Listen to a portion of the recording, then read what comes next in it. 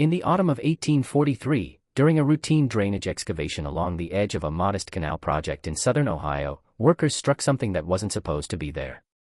Not rock, not root, not the scattered remnants of indigenous settlement that surveyors had been trained to log and move past. Something else entirely. Something that took 3 men to lift. Something that left a perfect circular impression in the clay below it. Something that caused the project's lead engineer, a measured, religious man who kept meticulous field journals, to stop writing completely for 11 days. A wheel calendar mechanism that, by every material analysis conducted in the century and a half since, should not exist. Not here. Not then.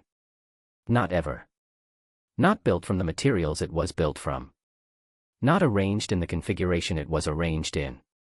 And most critically, not pointing with the mechanical precision of a Swiss instrument to a date it had no earthly business knowing, the year 2030. The drainage project was unremarkable by every measure. 41 laborers, 3 supervisors, a contracted surveyor whose name appears in county records exactly twice and then vanishes. The object they pulled from the clay that October morning was roughly 4 feet in diameter, circular, divided into concentric rings, each etched with markings that, and this is where I need you to stay with me, bore no resemblance to any known indigenous writing system of the region, or any other region, at least not at first glance. At second glance, things get considerably stranger. And it is at that second glance where this story truly begins. The deeper I looked, the more the object refused to be categorized. That refusal, I came to understand, was not incidental. It was the first thing you needed to sit with. Surviving field sketches and a couple of low-quality photographs, and I say surviving deliberately, because the majority did not, show a mechanism of layered discs. Not a single carved stone. Not a petroglyph. A mechanism. The outer ring appears to track something astronomical. The inner rings subdivide that cycle with a precision that a practicing astronomer, when shown reproductions of the sketches in the 1970s, described as either a remarkable coincidence or evidence of systematic observation spanning generations. He published nothing. His correspondence on the subject exists in a private collection that has changed hands 3 times since his death and is not currently accessible to researchers. Here's the strangest part. The innermost ring, the smallest, the most finely worked, terminates. It doesn't loop. It doesn't repeat. It ends at a fixed point. And when researchers in the late 20th century attempted to correlate that terminus with a solar or lunar calendar, working backward from the stratigraphy of the dig site to estimate the object's age, they arrived, through 2 independent methods, at the same date. Not a range. A date. The kind of specificity that stopped serious people in their tracks, somewhere in the early years of the 4th decade of the 21st century. Every calendar I have ever studied, every cyclical timekeeping system from every culture that has produced one, is built around repetition. The cycle completes and begins again. The wheel turns. That is the point of a wheel. It does not stop. It cannot stop. A wheel that stops is not a calendar. It is a countdown. And the question I cannot answer, the question that has kept me in this story longer than is probably reasonable, is whether the people who made this object believed they were recording a prediction or a memory. That distinction, small as it might seem, changes everything about how we are meant to receive it. Because those are not the same thing. A prediction says something is coming. A memory says we have been here before. What does it mean that the innermost ring ends? What does it mean that it ends specifically within a margin of a few years at the present moment? What does it mean that the object was found, documented partially, suppressed thoroughly, photographed accidentally, and then lost, and that at every stage of that process, the people involved seem to have understood without being told that they should not pursue it further? Each of these questions compounds the last, and none of them can be answered in isolation. There is something that gets lost when we reduce an excavation to its findings. We focus on the object pulled from the ground and forget the ground itself. But the ground remembers. It holds things in ways that documents and institutions simply do not. The clay layer in which the wheel was found was, by the worker accounts we have, unusually undisturbed. Compacted in a way that suggested it had not been opened in a very long time. One account describes the soil above it as stratified, visibly layered, the way sediment layers when it is left completely alone across centuries, not decades. Centuries. Which raises a question the original surveyors never formally asked. How old was the impression the object left behind? How long had it been sitting there, perfectly still in the dark, waiting for someone to break the surface? That is not a rhetorical question. It is a geological one. And no one has ever seriously attempted to answer it. The drainage project moved on.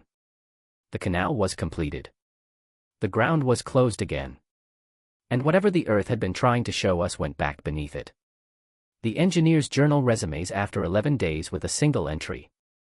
Not a description of the object, not measurements, not the excitement you would expect from a man who had just pulled something extraordinary out of the American Earth. Instead, a note about weather, about the condition of the canal bank, about a shipment of timber that had arrived late. The mundanity of it is itself a kind of evidence. The object is not mentioned again, not once in any surviving document connected to that project. Not in the engineer's journal, not in the contractor's ledger, not in the county surveyor's quarterly report, which covers the months in question in painstaking detail. Every drainage test, every soil sample, every delay, except for a 4-page gap. 4 pages. Exactly the span of the 11 days he stopped writing. That correspondence is not coincidental. The pattern repeats with unsettling precision. A county newspaper from November of that year carries a brief notice, 2 sentences about an unusual geological formation discovered near the canal works. The following week's edition carries a correction. The formation, the correction reads, had been reassessed by competent authority and found to be of natural origin. No name attached to that authority. No explanation of what natural process produces a 4-foot disk of worked stone divided into mathematically precise concentric rings. The correction answers nothing. It simply closes the door. The official explanation collapses here, quietly, with almost no sound at all. There are photographs. Or rather, there were. Most of them, anyway. What remains is less a record than a suggestion of one. A handful survive, fragments, really, enough to confirm that someone at some point thought the object worth documenting. You can see the suggestion of a circular form in one, the edge of concentric markings in another. Nothing clean, nothing unambiguous. Just enough to make you want more, and to make the absence of everything else feel like an answer in itself. Because the majority are gone. Described in letters, referenced in the margins of academic correspondence, mentioned once in a regional antiquarian publication as depicting an artifact of uncertain provenance recovered from the canal works, and then nowhere. No archive, no collection, no record of where they went or who last held them. The trail ends not with destruction but with silence, which is somehow worse. What we have is the shadow of a larger record. The suggestion of it. People who saw something, wrote about having seen something, and then stopped. Not retracted, not denied, simply never mentioned again. The deeper I went, the more I came to understand that the absence tells you almost as much as what remains. Someone decided most of these images did not need to be preserved. Or someone decided they needed to be preserved very carefully, somewhere casual inquiry would not reach. Either way, the result is the same, a circular object described consistently across decades, documented partially, and then swallowed by silence. Once you see that pattern, you can't unsee it. Why do the descriptions persist while the documentation vanishes? Why do a few fragments survive while the rest disappear so cleanly? And why, in every case, does the trail end not with a denial, but with a quiet so complete it feels almost deliberate? These are not questions I expect to answer.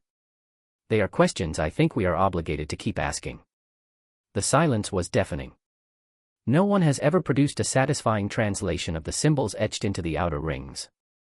That is not for lack of trying. Reproductions of the surviving sketches have been shown quietly and informally to linguists, to epigraphers, to specialists in pre-Columbian symbol systems. The responses are consistent in one specific way. Everyone agrees the markings are systematic, internally coherent, governed by rules. There is a grammar to them, even if no one has unlocked it. That consensus alone, arrived at independently across disciplines, is remarkable. What they cannot agree on is the origin. Comparisons have been drawn to symbol sets from across the ancient world. And each comparison holds just enough to be tantalizing, and breaks down just enough to be inconclusive.